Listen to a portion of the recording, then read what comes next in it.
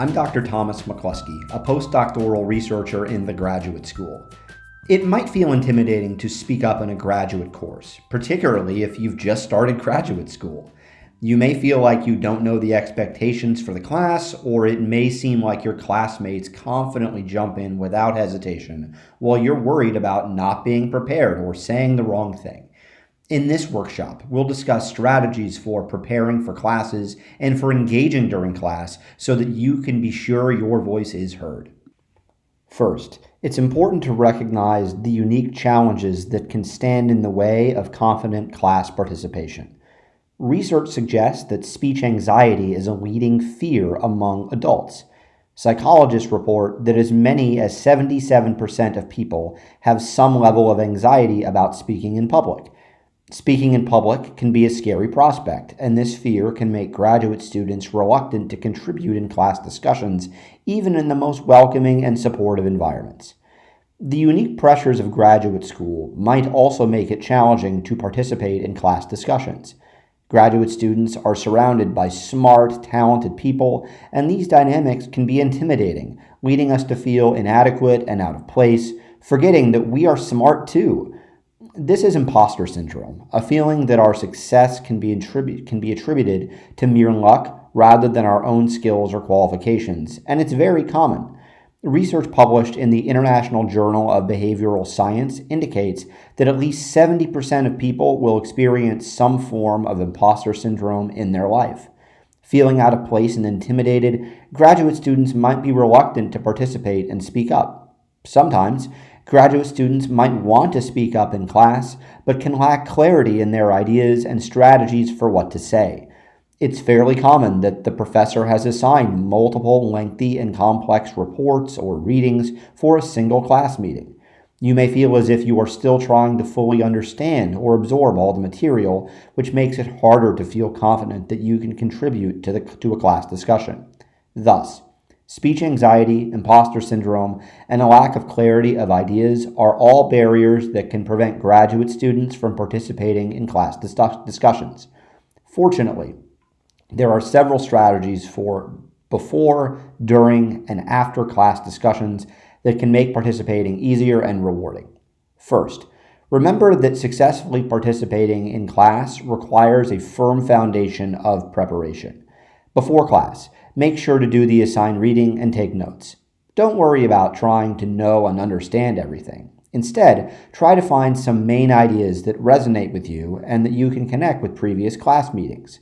Consider identifying a few concepts you found most interesting from each reading, or identify a question you can ask if a reading was confusing.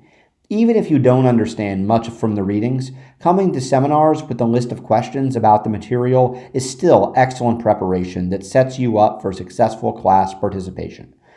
One strategy is to make a cover sheet for each piece that includes key points, questions, and examples that stood out. It can make it easier to have things to say during discussions. Similarly, writing your own abstract of a reading in which you synthesize the material into your own words can help with understanding and recall, as well as clarifying your own ideas about the readings. This preparation before class can give you the confidence you need to speak clearly on the material during discussions. Once class starts, try to participate early in the discussion. As college success scholars Kathleen McWhorter and Brett McWhorter-Sember argue, the longer you wait, the harder it becomes. Also, if you wait too long, someone else may ask your question or make the comment you intended to make. Rely on your preparation to highlight an interesting example or ask a prepared question, and you'll gain confidence and combat speech anxiety early on. If your first comment is grounded in the material, directly quoting from the readings, even better. You're contributing to the discussion in meaningful ways. Keep in mind that listening to your classmates and instructors can be incredibly valuable. Don't feel obligated to speak up all the time. Carefully listening and considering the thoughts and ideas of others can help you understand the material in new ways. Harvard University researchers explain that value of active listening coupled with purposeful participation. This active engagement is understood to be a sign of respect, not just for their knowledge and insight, but also for their capacity to teach one another. It reinforces the value of coming prepared, thinking independently, listening carefully, and working as a team, as one student picks up where another hits a wall.